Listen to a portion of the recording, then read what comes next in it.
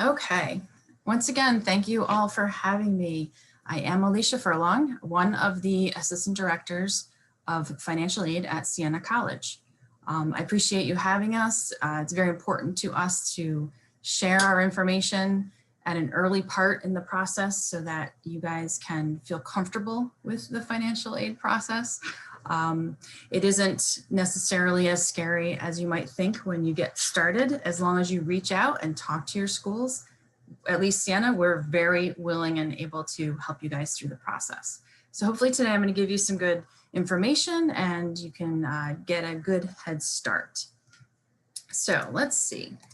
What are some of the things that you think about when you think about financial aid for college? Most people probably assume that you're going to have to pay the full price. That's actually a myth. Very few people actually will pay the full price of a college education, believe it or not. For example, 97% of Siena students are receiving some sort of form of financial aid. So it is a very important part of the process. You want to make sure that you are looking at any school that you are interested in, look at their requirements for financial aid, look at what it takes to ask for financial aid, and go through that process. Don't hesitate. Some of the, let's get into the how. How do you ask for financial aid? So you may have heard, it stands for Free Application for Federal Student Aid. One of the important things with the financial aid process is you have to give some of your information to the school and to the government. So if you haven't already, the FAFSA is available already this year. It started October 1st of 2020 for seniors. If you have any juniors out there, you do have to wait until October 1st of your senior year to actually complete the FAFSA. But for all the seniors, this is available now. So if you haven't yet, you might want to look into that and complete that application. It seems a little scary. There are a lot of questions, but a lot of them you're going to know the answer before you even pick up a piece of paper or any kind of reference. A lot of it is just about you, your family, your household, yes, your income. So it will ask for 2019 income tax information. So it would be good if you had that next to you when you're about to apply. We'll get into that a little bit more. I'll go into more detail. So other types of applications that may be required by a college, one of them is called a CSS profile. You may have heard of that one. Only some schools require it, not all of them. So what you want to do is you want to make sure that you're aware of which one is required by the college that you're interested in. For example, Siena does not require the CSS profile. We only use the FAFSA. The schools that do require a CSS profile, they very well could require both. So just, check on the school that you're interested in and make sure you know what the requirements are. The CSS profile is similar to the FAFSA. It's asking similar questions. It does ask more information. It does have more details, more questions. Also, the FAFSA itself is free. You can pay someone to complete it for you, but you don't have to. You can do it yourself. If you go to FAFSA.gov, it is free. Be careful of FAFSA.com because that one is not free. But the CSS profile, it does have a fee associated with it. There's a fee for completing the application, and there's also fees for sending it to the individual schools. So just keep an eye out for that. Also, some schools will require their own application. So there may be additional documentation and information required by the individual schools. So just take a look at that. Again, go to their websites, make sure you're covering everything. Let's see.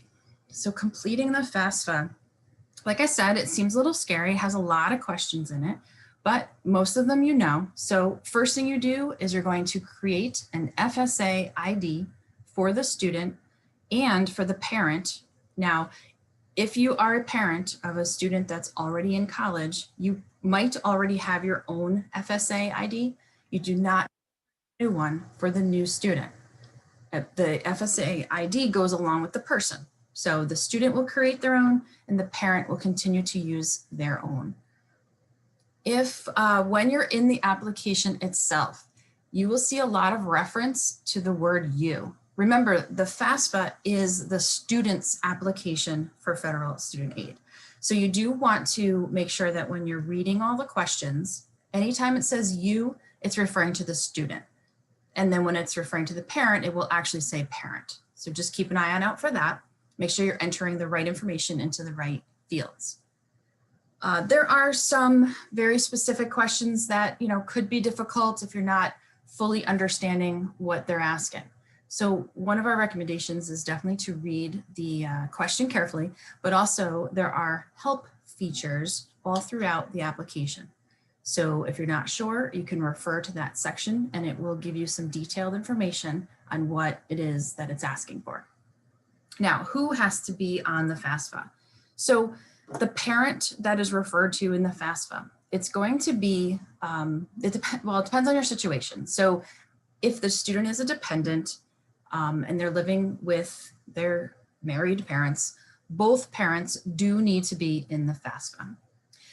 If there is a different situation, such as divorce or separation, you're only going to have to enter information for one parent, and that would be the parent that the student lives with more in the past 12 months. If the parent, let's say the biological parent is who the student lives with, and that person is remarried, and there's a step parent, that step parent's information does need to go in there.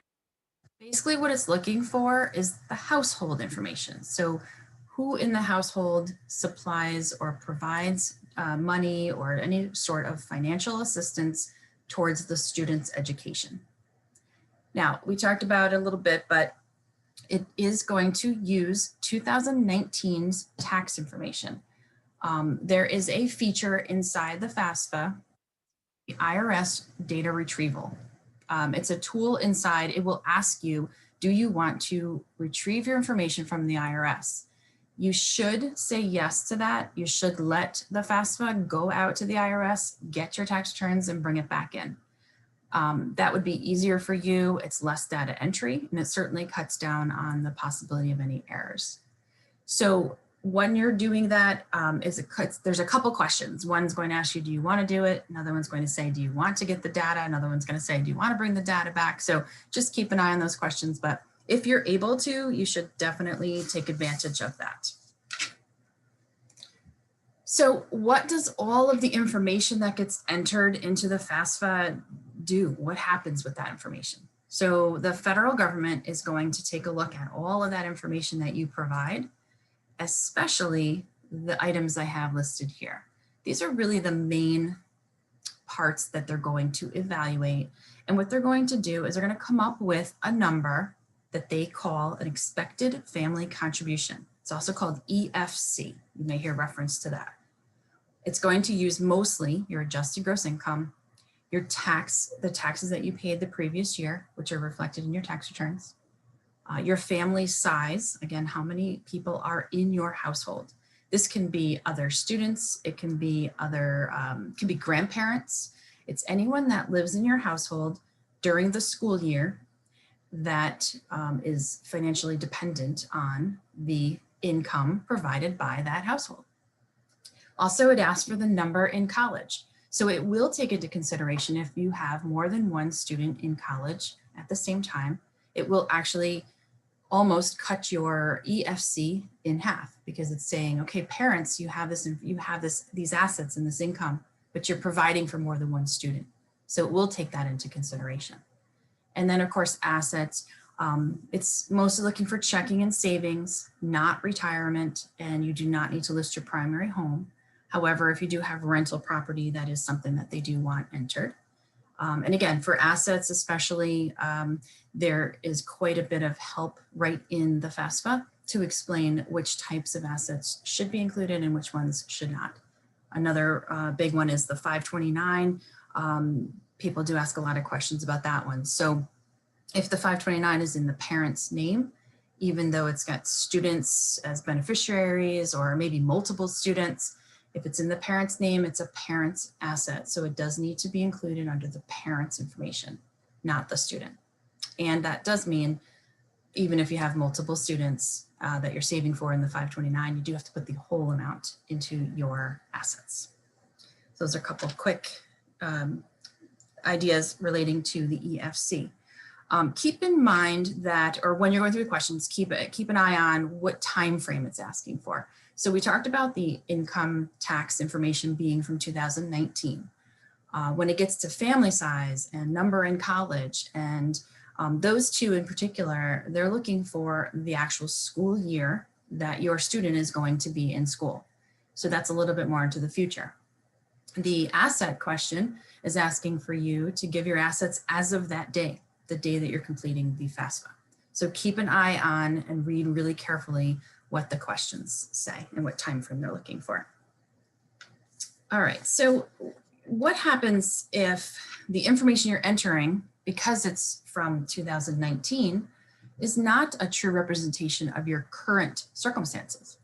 Well, you can't do anything about that when you're entering the FAFSA. You must use the information that's referring to from 2019. However, every school has the ability to be able to review your current circumstances and see if a manual adjustment can be made to the FAFSA to ultimately, hopefully, lower the EFC and therefore make you eligible for additional financial aid. So, for example, loss of job. This is one of those years where we have had many students, families, call us up and of course have had some tough times this year. So go to your school, call them, even if you're in the process of applying for at many different schools. You can contact each of them individually and you can go through this process with them. It gives you an option to be able to truly represent a better picture of your finances. Another example is something people don't think about too much: private tuition for younger students. So if you have other siblings that you're paying private education for, that's not a question in the FAFSA. However, they do give the schools the ability to make an adjustment for that after the fact. So again, as an example, reach out if you have a situation like that. Talk to your financial aid department of the schools that you're interested in and see if there's something else that they can do to help you with that. This is ultimately what you're all going to be waiting for. You've applied to the school, maybe you're accepted at this point, and then you really want to know, what is the cost? What is this going to cost me? So every school is going to be able to prepare for you some sort of financial aid package. This is an example of what ours looks like. This is a letter. We also have a couple other pages that we attach to it, but every school has a different version of this document. One of the things that should be on it, though, will be the cost of attendance. So that's going to be, it might be broken out in some cases.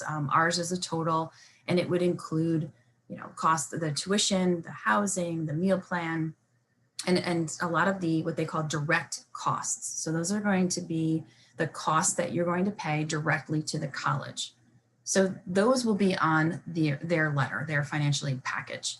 The other thing that this is going to represent for you is, what are the scholarships, grants, anything else that the school has awarded to you and your student? What will they look like? How much will they be? And then what is the net cost? So every school is different, but we talked about the FAFSA creating this EFC. The EFC is what the federal government is going to look at and determine whether you qualify for federal Pell, which is their version of a grant, or, you'll always qualify for a federal loan. So those are the two things that come from the federal government. One is Pell, like I said. Now that one's considered need-based. They're going to look at your EFC. They're going to look at how much they feel you can provide, and then they're going to decide whether you fit in their criteria for a federal Pell grant. If you do, that will be given to your student at any school they go to. The dollar amount will be the same because it's coming straight from the federal government. The other thing that comes, as I mentioned, was a federal loan. They're also called Stafford loan. You might hear them called direct loans, a couple different terms. What can happen with the loan from the government, depending on the year of the student, the amounts will vary. So all freshmen are given a loan of $5,500. What can happen with the loan is you might qualify for a subsidized portion. So you can see in my example here, this person qualified for $3,500 in a subsidized loan and $2,000 in an unsubsidized loan. Everybody will get $5,500. Some people will qualify for subsidized, some will not. The biggest difference there is that a subsidized loan means that the federal government will not charge interest on that portion while your student is in school.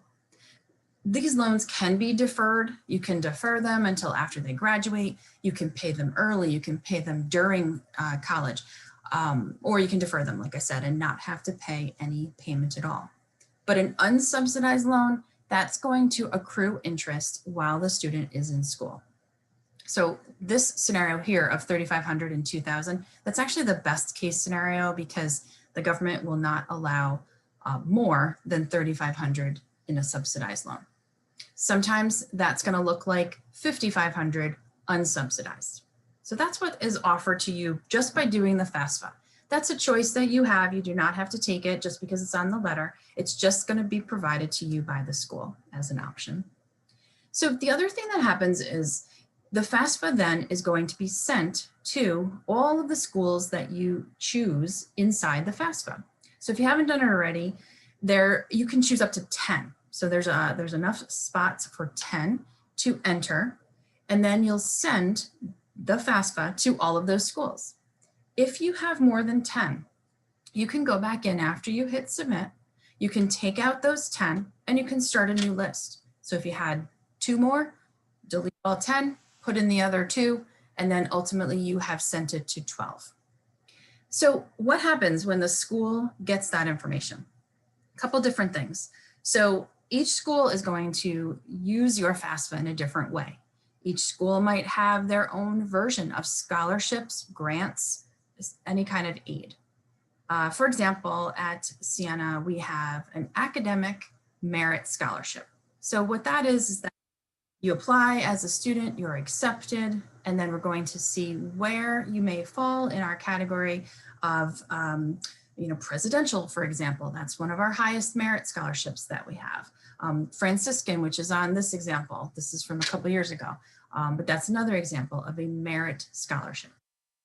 The other type of scholarship that a school may offer is, again, called need-based. So they're going to use your FAFSA. They're going to determine where you fall in their category.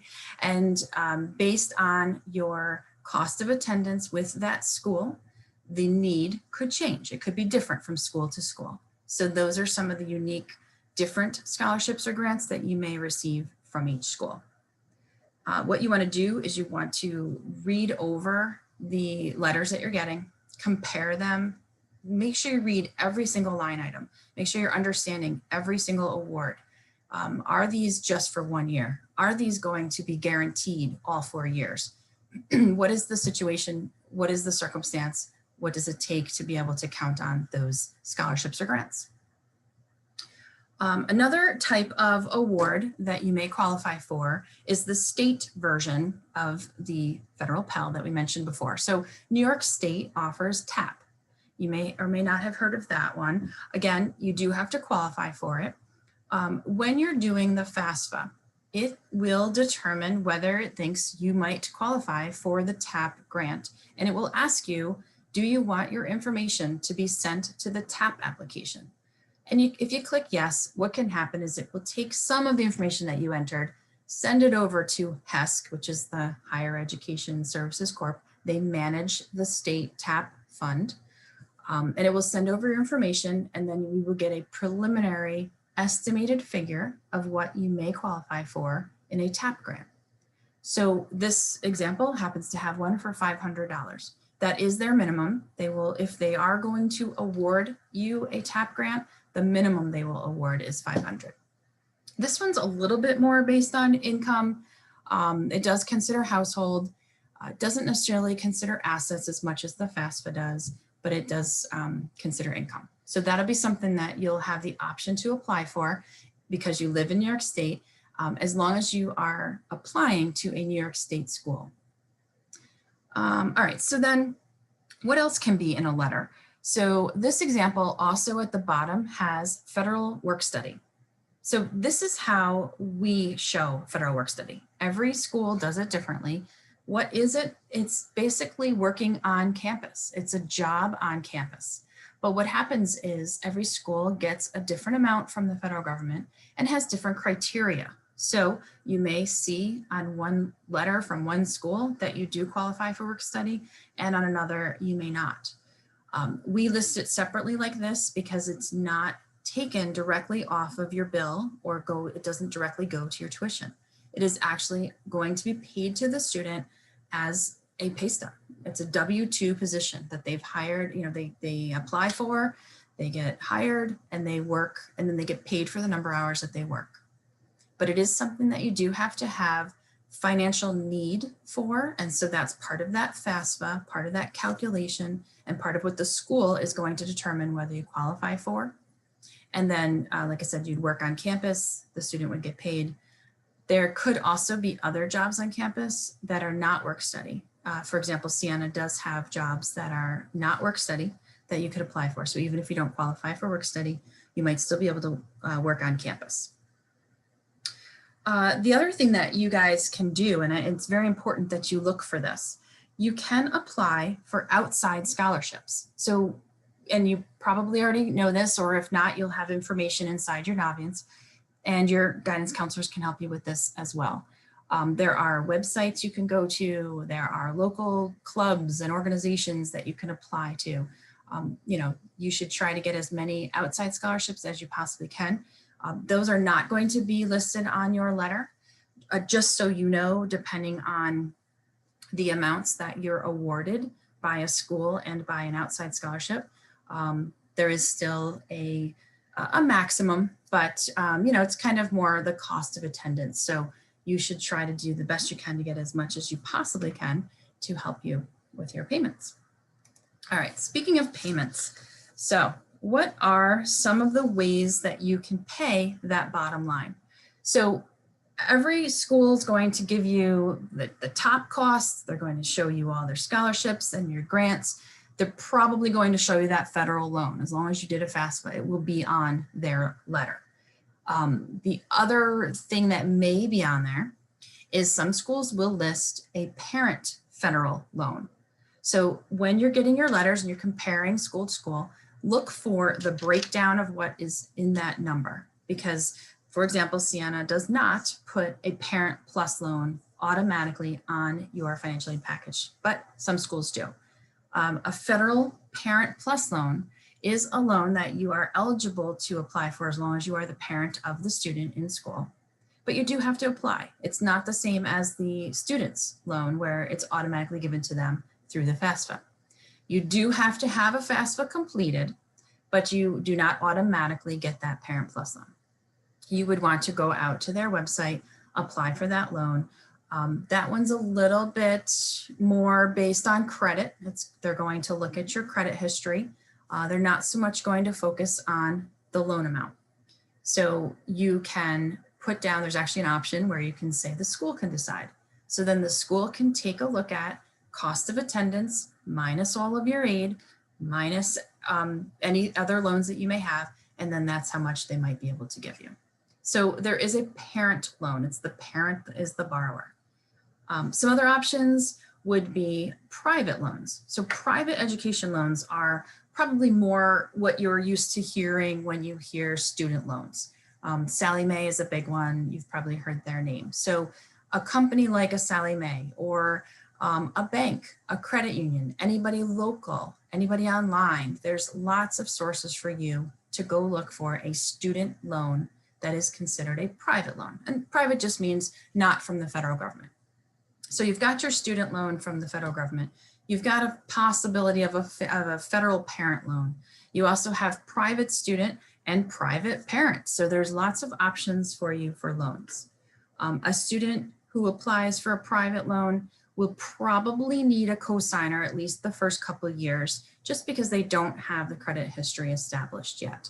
So the cosigner can be anyone, doesn't have to be a parent, but that is something you may encounter.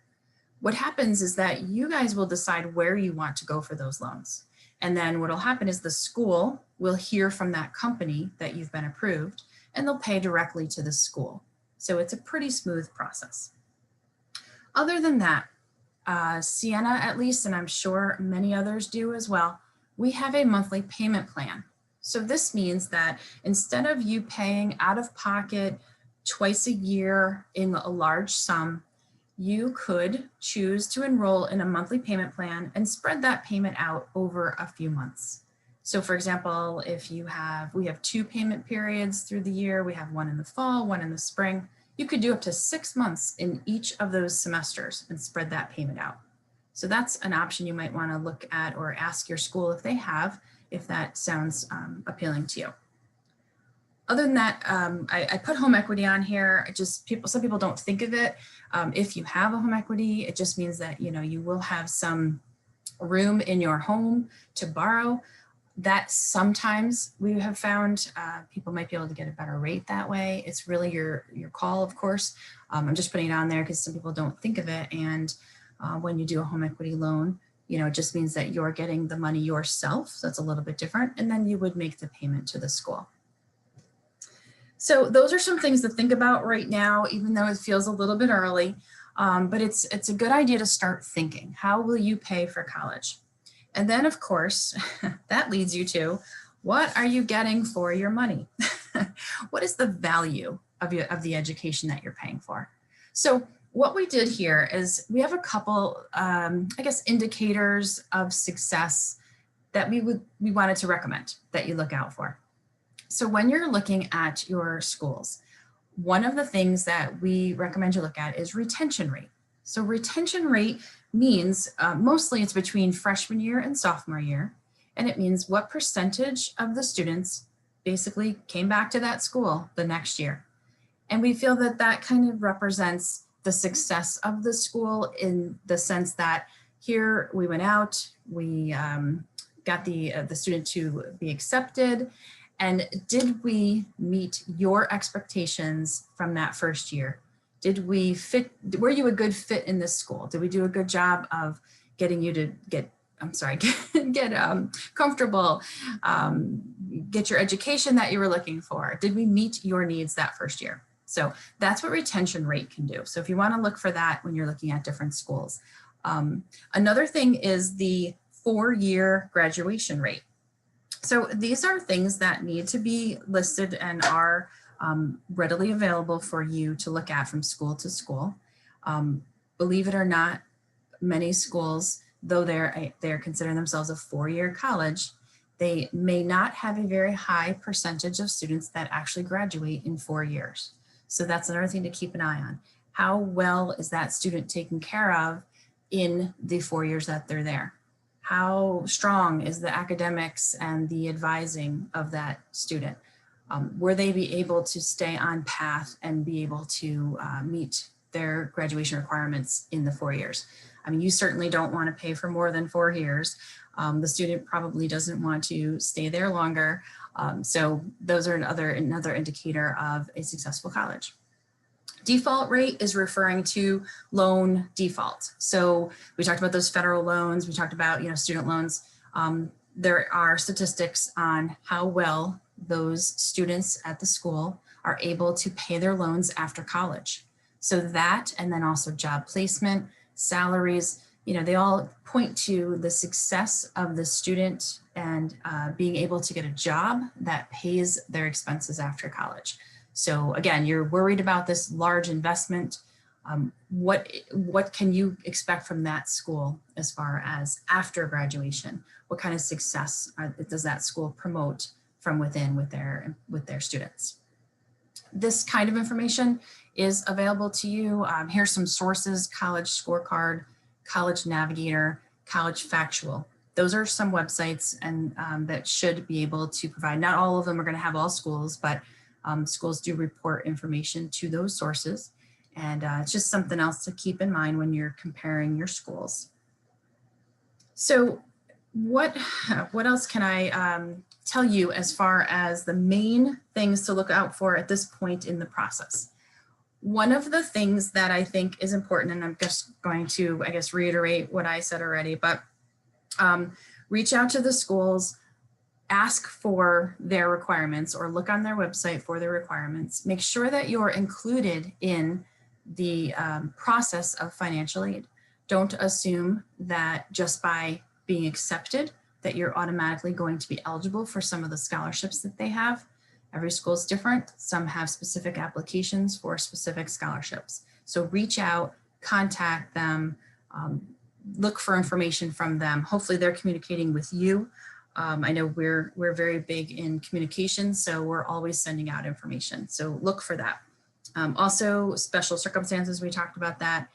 If you feel that your FAFSA is not a good representation, make sure that you're reaching out, ask those questions. It's not the easiest conversation to have. We understand that, but that's what we're here for. And it's important that you are awarded as much aid as you can possibly get.